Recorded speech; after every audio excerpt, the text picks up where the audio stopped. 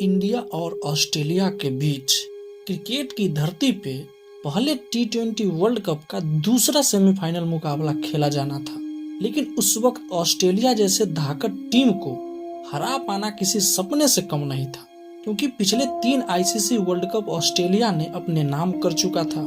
संपूर्ण क्रिकेट जगत पहले ही ऑस्ट्रेलिया को 2007 टी20 वर्ल्ड कप का विजेता मान चुका था। ऐसे हालात में टॉस होता है। MS धोनी ने टॉस जीतकर पहले बल्लेबाजी करने का निर्णय लिया।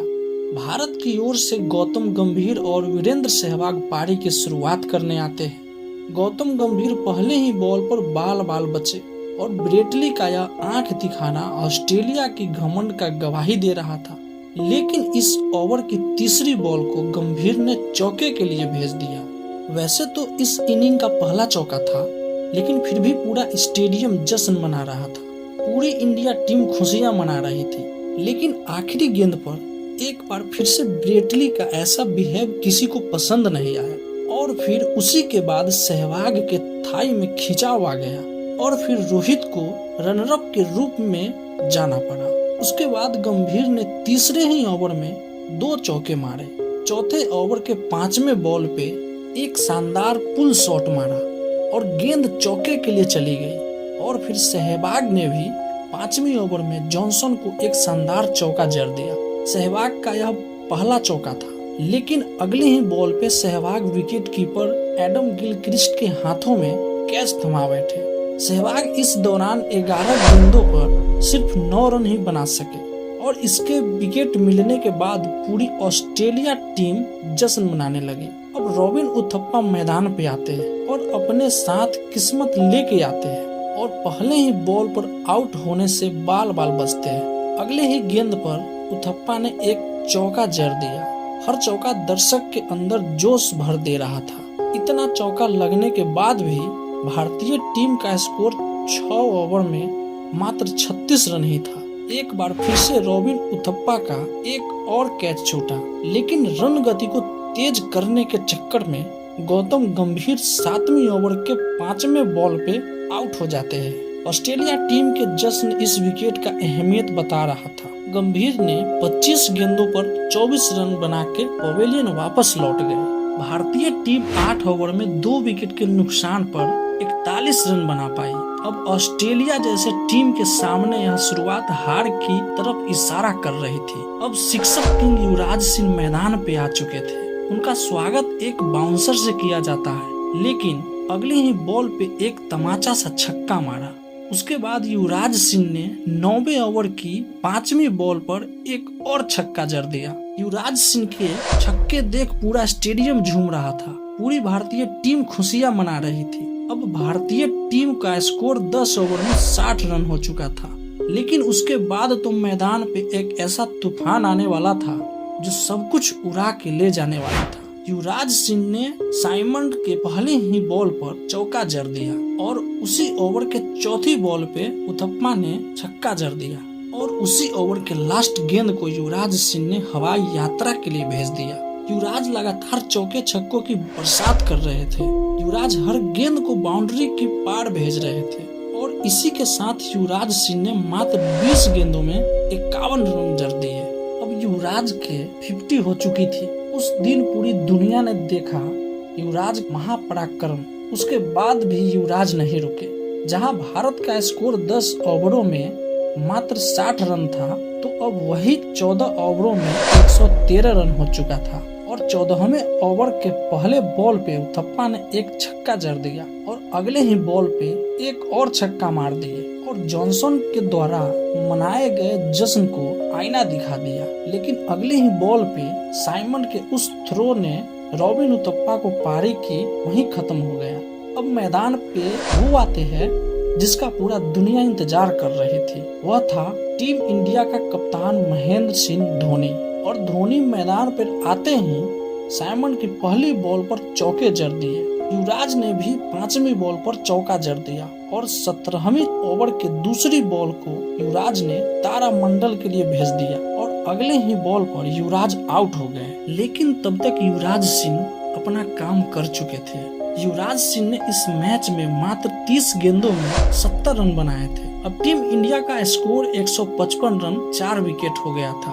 अब मैदान पर रोहित शर्मा एम एस धोनी की जोड़ी मौजूद थी और एम एस धोनी ने छक्कों चौके की मानो बरसात कर दी और अपने टीम को शानदार फिनिशिंग देने का काम किया। और रोहित ने भी एक छक्का लगाया और धोनी ने भी 18 गेंदों पर 30 रन की महत्वपूर्ण पारी खेली। M S Dhoni last over में रन चुराने के चक्कर में रन आउट हो गए, लेकिन तब तक धोनी ने 18 गेंदों में 30 रन का बेहद ही महत्वपूर्ण पारी खेल चुके थे।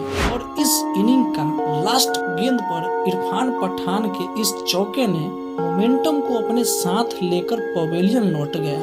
भारतीय टीम ने ऑस्ट्रेलिया को 188 रन का एक विशाल टारगेट दिया, लेकिन ऑस्ट्रेलिया जैसे टीम के सामने यह स्कोर कुछ खास नहीं था। अब ऑस्ट्रेलिया टीम मैदान पे आती है। आज या तो ऑस्ट्रेलिया का घमंड टूटने वाला था या तो फिर जारी रहने वाला था। और पहले ही ओवर में तीसरे बॉल पर गिलक्रिस्ट ने चौका जड़ दिया, अपने इरादे स्पष्ट कर दिया और फिर अगले ही ओवर में एक छक्का जड़ दिया। ऑस्ट्रेलिया के दोनों बल्लेबाजों ने स्कोर कार्ड को आगे बढ़ाते चले गए। अब ऑस्ट्रेलिया का स्कोर 36 रन 6 ओवर में बिना किसी विकेट गंवाए, लेकिन श्रीशांत को एक गेंद ने गिलक्रिस्ट के गिल्लियां उखाड़ दी।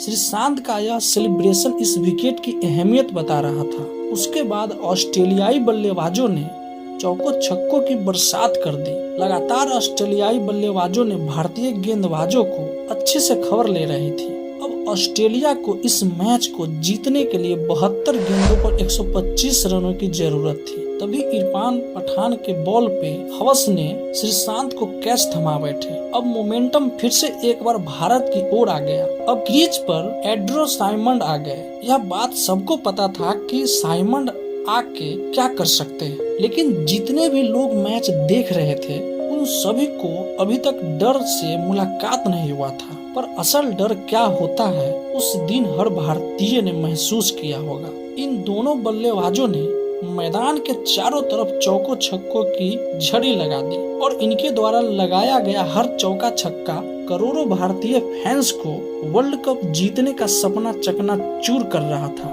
विकेट तो मानो भारत से किनारा ही कर लिया था, लेकिन भारतीय टीम के पास एक उम्मीद थी। लगातार रिक्वायर रन रेट भारत के पक्ष में था, लेकिन उसी के साथ सहवाग के उस एक ओवर ने उस उम्मीद को भी बीच मैदान में दफन कर दिया। मैथ्यू हेडन ने 13वें ओवर में 20 रन जड़ दिए। अब ऑस्ट्रेलिया टीम को 7 ओवर में 69 रनों की जरूरत थी और हाथ में 8 विकेट बाकी था। और इसी के बीच एक रन आउट का मौका भी भारत ने गंवा दिया, जब ऑस्ट्रेलिया को 36 गेंदों पर 60 रनों की जरूरत थी। लेकिन श्रीशांत के उस ओवर के चौथे गेंद ने मैथ्यू हेडन को बोल्ड कर दिया।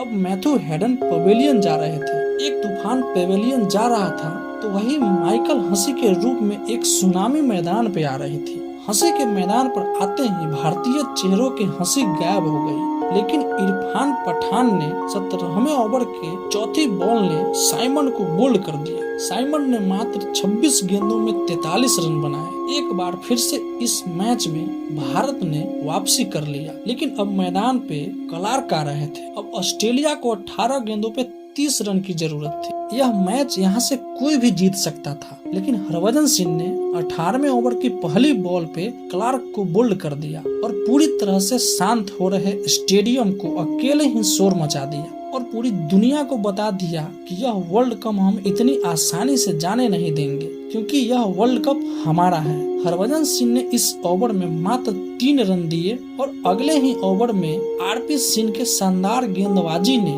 ऑस्ट्रेलिया को रन बनाने का मौका नहीं दिया। मात्र 5 रन ही खर्च किए। अब ऑस्ट्रेलिया को यह मैच जीतने के लिए, यह फाइनल मैच जीतने के लिए, अपना गुरूर बरकरार रखने के लिए 6 गेंदों पर 22 रनों की जरूरत थी। इंडिया और फाइनल वर्ल्ड कप के बीच खड़े थे माइकल हसी। लास्ट ओवर की पहली 2 गेंदों पर कोई रन नहीं आया, लेकिन तीसरी बॉल पे फुल टस गई और हसी ने हवा में खेल दिया और युवराज सिंह ने एक शानदार कैच पकड़ इस मैच को अपने तरफ कर लिया। अब यह मैच पूरी तरह से भारत ने जीत लिया था। यह मैच औपचारिकता पर बचा हुआ था, क्योंकि 3 गेंदों पे 22 रनों की जरूरत थी और जोगिंदर शर्मा ने 5वीं बॉल पर ब्रेटली को बोल्ड कर दिया और आज एक इतिहास लिखा गया। एक ऐसा इतिहास लिखा गया जो क्रिकेट की धरती में हमेशा हमेशा के लिए अमन हो गया। ये कहानी थी ऑस्ट्रेलिया टीम की घमंड टूटने की, एक ऐसा घमंड जो क्रिकेट की दुनिया पर राज कर रहा था